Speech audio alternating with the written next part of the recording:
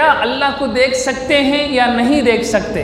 تو اس کے بارے میں نے بیان کیا کہ اس دنیا میں کوئی اللہ کو نہیں دیکھ سکتا، اس دنیا میں کوئی بھی اللہ کو نہیں دیکھ سکتا، کیونکہ اللہ کو دیکھنا اس دنیا میں امپاسبل ہے، ناممکن ہے، محال ہے۔ کیوں محال ہے؟ اس کی تفصیل میں نے بیان کر دی کہ دیکھنے کے لیے چند کنڈیشنز ہیں، وہ چیز نہ بڑی ہو، نہ چھوٹی ہو، نہ دور ہو، نہ بہت نزدیک ہو، آنکھ میں نور ہو، چیز میں نور ہو، یہ سارے شرائط، یہ سارے کنڈیشنز ہیں کسی ایک چیز کو دیکھنے کے لیے۔ یہ ساری چیزیں اللہ کے ساتھ پائی نہیں جا سکتی، اس لیے اس دنیا میں کوئی اللہ کو نہیں دیکھ سکتا۔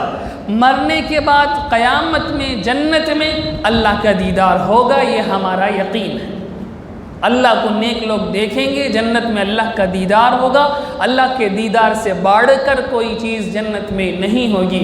حدیث میں آیا، نبی پاک صلی اللہ علیہ وسلم نے فرمایا، اللہ رب العزت جنت میں اپنا دیدار کرائیں گے۔ اللہ کے دیدار کرنے کے لیے سارے جنتی جمع ہوں گے، اللہ کا دیدار کریں گے کریں گے کریں گے کریں گے، ان کے چہروں کا نور اتنا زیادہ ہو جائے گا اللہ کے دیدار سے کہ جب وہ واپس لوٹ کر اپنے گھروں میں جائیں گے تو ان کی جو بیویاں ہوں گی جنت کی، وہ کہیں گی کہ تم جس حسن اور خوبصورتی کو لے کر گئے تھے، اب وہ خوبصورتی بہت بڑھ گئی ہے، اب وہ خوبصورتی بہت بڑھ گئی ہے۔ اللہ کا دیدار جنت میں جنتی ضرور کریں گے، یہ ہمارا ایمان ہے، ہمارا عقیدہ ہے۔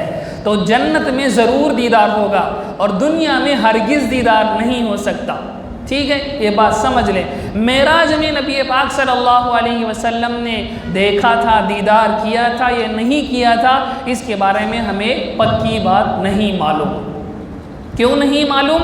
اس لیے کہ خود صحابہ اکرام رضوان اللہ تعالی علیہم اجمعین کے دو گروپ ہیں۔ بعض بڑے بڑے صحابہ کہتے ہیں کہ آقا نے معراج میں اللہ کا دیدار کیا تھا، اور بعض بڑے بڑے صحابہ کہتے ہیں کہ دیدار نہیں کیا تھا، دیدار نہیں کیا تھا۔ دونوں باتیں ہیں۔ امی جان عائشہ رضی اللہ عنہا فرماتی ہیں کہ اللہ کے نبی نے جنت میں معراج میں اللہ کو نہیں دیکھا تھا۔ کسی صحابی نے، کسی شاگرد نے پوچھا، امی جان عائشہ فرمانے لگی، نور انا یرا، نور انا یرا، وہ تو ایک نور ہے، اسے کون دیکھ سکتا، اس کو کیسے دیکھا جا سکتا ہے؟ تو امی جان عائشہ فرماتی ہیں کہ اللہ کے نبی نے معراج میں بھی اللہ کو نہیں دیکھا۔ جو نماز کا ہدیہ ملا، نماز کا تحفہ ملا، وہ پردوں کے پیچھے دیا گیا۔ اور بعض صحابہ کہتے ہیں کہ نہیں، اللہ کے نبی نے معراج میں اللہ کا دیدار کیا تھا۔ تو جب صحابہ میں اختلاف ہو جائے، ہم کہاں کے، کس کھیتی کے مولی ہیں، ہم خاموش رہیں گے۔ ہم کیا کریں گے؟ خاموش رہیں گے۔ یہ پرنسپل آپ یاد رکھ لیں کہ جو مسئلہ صحابہ میں اختلاف ہو جاتا ہے جس مسئلے میں، وہ اختلاف ختم نہیں ہو سکتا، اس کو ختم کرنا جائز بھی نہیں ہے۔ وہ اختلاف رہے گا، وہ اختلاف رہے گا، اس اختلاف کو ختم نہیں ہونا چاہیے، وہ قیامت تک اختلاف رہے گا۔ اس اختلاف کو حد پر رکھنا چاہیے۔ بات سمجھ میں آ گئی؟ صحابہ جن کی تربیت دنیا کے سب سے بڑے انسان سرکار دو عالم صلی اللہ علیہ وسلم نے فرمائی ہو، ان صحابہ کے درمیان کسی مسئلے میں دو اوپینین ہو جائیں تو ہمیں دونوں اوپینینز کا احترام کرنا چاہیے اور کسی بھی اوپینین کی توہین تذلیل نہیں کرنی چاہیے۔ باقی اگر کسی ایک اوپینین میں، کسی ایک مسئلے میں ہمارا دل لگتا ہے تو ہم عمل کریں گے اس مسئلے میں، لیکن سامنے والے مسئلے کی ہم توہین نہیں کریں گے۔ اس کی ایک مثال میں دوں، نماز میں رفع الیدین کرنا چاہیے کہ نہیں کرنا چاہیے؟ یعنی رکوع میں جاتے ہوئے کانوں تک ہاتھ اٹھا کر چھوڑا جاتا ہے، اور رکوع سے اٹھ کر کانوں تک ہاتھ اٹھا کر چھوڑا جاتا ہے، اور اسی طرح دوسری رکعت میں تیسری رکعت میں کھڑے ہوتے وقت کانوں تک ہاتھ اٹھا کر چھوڑا جاتا ہے۔ اسے کہتے ہیں رفع الیدین۔ اسے کیا کہتے ہیں؟ رفع الیدین۔ ائمہ حنفیہ، امام ابو حنیفہ رحمہ اللہ اور ان کے ماننے والے علماء اور عوام کہتے ہیں کہ نماز میں رفع الیدین صرف ایک مرتبہ ہوگا، جب ہم رکعت باندھتے ہیں صرف اس وقت ہوگا، باقی کی پوری نماز میں نہیں ہوگا۔ امام شافعی رحمہ اللہ فرماتے ہیں کہ نہیں، رکوع میں جاتے ہوئے بھی ہوگا، رکوع سے اٹھتے ہوئے بھی ہوگا، اور تیسری رکعت میں کھڑے ہوتے ہوئے بھی ہوگا۔ اب یہ جو دو رائے ہیں یہ اصل میں امام ابو حنیفہ، امام شافعی رحمہ اللہ کی رائے نہیں ہے، یہ صحابہ کی رائے ہے۔ یہ کس کی رائے ہے؟ صحابہ کی رائے ہے۔ بعض صحابہ کرتے تھے اور اکثر صحابہ نہیں کرتے تھے۔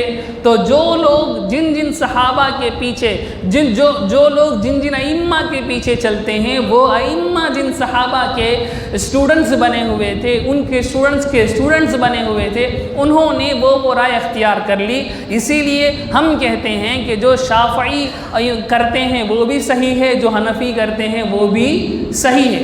اب یہاں یہ سٹینڈ لانا کہ نہیں اس میں سے صرف ایک صحیح ہے ایک غلط ہے، یہ بہت بڑی بات ہوگی، یہ بہت بڑی بات ہوگی۔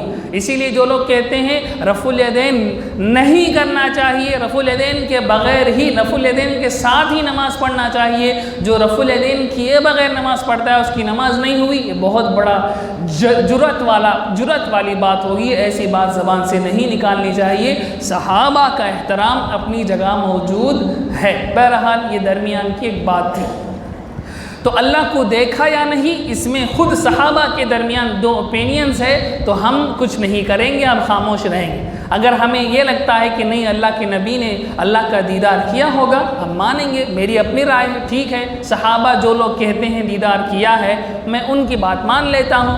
باقی جو لوگ کہتے ہیں کہ نہیں دیکھا وہ بھی اپنی جگہ صحیح ہیں، کیونکہ بعض صحابہ ان کے فیور میں بھی ہیں۔ اور کسی کو لگتا ہے کہ نہیں اللہ کے نبی نے نہیں دیکھا تھا اللہ کو معراج میں، تو وہ بھی ٹھیک ہے، کیونکہ بعض صحابہ وہ بھی کہتے ہیں۔ اور جو لوگ کہتے ہیں کہ دیکھا تھا ان کی بات بھی غلط نہیں ہے۔ تو سچ تو ایک ہی ہوگا، لیکن صحابہ کے دونوں اوپینینز ہیں، اس لیے ہم اپنی زبان کو گندا نہیں کریں گے۔ بات سمجھ میں آ رہی ہے؟ اسی لیے صحابہ کی جو لڑائیاں ہیں ہم اس میں خاموش رہیں گے، ہم کچھ نہیں بولیں گے، ہمیں کوئی حق نہیں ہے۔ ہمارے ابا اور ہمارے چچا کی لڑائی میں میں نہیں منہ کھولوں گا، میں منہ کیوں کھولوں؟ وہ بڑوں کی لڑائی ہے، میں بیٹا ہوں، میں بچہ ہوں، مجھے چچا بھی چاہیے، مجھے تایا بھی چاہیے، مجھے ابا بھی چاہیے۔ ان کا مسئلہ ہے، وہ حل کریں گے، میں خاموش رہوں گا۔ میں جا کر فیصلہ کروں کہ نہیں ہمارے ابا صحیح نہیں، ہمارے چچا صحیح، ہمارے تایا صحیح، میں بڑا ہو جاؤں گا، مجھے یہ حق نہیں ہے۔ تو یہ بات بھی اپنے ذہنوں میں رکھیں کہ صحابہ کے جو مسائل ہیں، صحابہ کے جو اختلافات ہیں، اہل السنہ والجماع کا سٹینڈ یہ ہے کہ توقف، خاموش رہیں گے۔ ان کا اپنا مسئلہ ہے۔ قرآن مجید آگے کہتا ہے کہ آیت کریمہ میں تِلْکَ أُمَّةٌ قَدْ خَلَتْ لَهَا مَا كَسَبَتْ وَلَكُمْ مَا كَسَبْتُمْ، وہ ایک امت تھی، ایک جماعت تھی جو گزر گئی، ان کے لیے ان کے وہ اپنے اعمال ہیں، ان کے لیے اپنے گناہ ہیں، وہ ان کے اپنے اعمال کا حساب وہ دیں گے۔ وَلَا تُسْأَلُ عَمَّا كَانُوا يَعْمَلُونَ، جو وہ لوگ کرتے تھے ان کے بارے میں اللہ تم سے نہیں پوچھیں گے، نہیں پوچھیں گے۔ اللہ کل قیامت میں سوال نہیں پوچھیں گے کہ صحابہ میں جو لڑائی ہو رہی تھی اس میں کون سچا تھا، تجھ سے سوال نہیں ہوگا، تجھ سے اللہ نہیں پوچھیں گے، مجھ سے اللہ نہیں پوچھیں گے، یہ ان کا اپنا مسئلہ تھا، اللہ رب العزت ہیں وہ ان کا مسئلہ ہے، باقی دونوں ہمارے لیے بڑے ہیں، ہم سب کی عزت کریں گے، یہی اہل السنہ والجماع کا سٹینڈ ہے۔ تو جو لوگ یوٹیوب کے اندر آ کر اسی طرح ویڈیوز میں آ کر ایک صحابی کے توہین کرتے ہیں، امیر معاویہ رضی اللہ تعالیٰ عنہ پر گالی بکتے ہیں، اور علی رضی اللہ تعالیٰ عنہ کی تعریف میں آسمان کے قلبے ملاتے ہیں، اور یہ کرتے ہیں وہ کرتے ہیں، حضرت سعد بن ابی وقاص رضی اللہ عنہ پر اور اسی طرح دوسرے صحابہ پر بدزبانی کرتے ہیں، ہم سب ان سے تبرہ کرتے ہیں، ہم سب ان سے اپنی برات کا اظہار کرتے ہیں، ان لوگوں سے ہمارا تعلق نہیں ہے۔ ان لوگوں سے جو لوگ صحابہ پر زبان درازی کرتے ہیں ہمیں ان سے کوئی تعلق نہیں ہے، ہم اہل السنہ والجماع ہیں، اور اہل السنت والجماعت کا سٹینڈ یہ ہے کہ صحابہ کے بارے میں کچھ نہیں بولیں گے۔ الصحابۃ کلہم عدول، سارے کے سارے صحابہ اللہ کے چہیتے ہیں، اللہ کے پسندیدہ ہیں۔ قرآن مجید میں اللہ کہتے ہیں رضی اللہ عنہم ورضوا عنہ، اللہ ان سے راضی ہو گئے اور وہ اللہ سے راضی ہو گئے، اللہ بھی راضی، صحابہ بھی راضی، میں بیچ میں کیوں پڑھوں؟ میں بیچ میں یوں پڑھوں تو ہم صحابہ کے بارے میں زبان نہیں کھولیں گے۔ سیدنا امیر معاویہ رضی اللہ عنہ صحابی ہیں، اللہ کے نبی پاک صلی اللہ علیہ وسلم کے سالے ہیں، اللہ کے نبی پاک صلی اللہ علیہ وسلم کے رشتہ دار میں سے ہیں، ہم ان کے بارے میں کچھ نہیں بولیں گے۔ ان کا مسئلہ ہے، علی رضی اللہ عنہ کا مسئلہ ہے، اماں عائشہ کا مسئلہ ہے، حضرت علی رضی اللہ عنہ کا مسئلہ ہے، ہم سب کے بارے میں برابر سرابر گمان کرتے ہیں، ہم سب کے بارے میں برابر سرابر یقین کرتے ہیں کہ اللہ ان سے راضی ہیں اور وہ سب اللہ سے راضی ہیں۔ تو یہ بات اپنے ذہن میں رکھیں کہ اللہ رب العزت کا دیدار اس دنیا میں نہیں ہو سکتا۔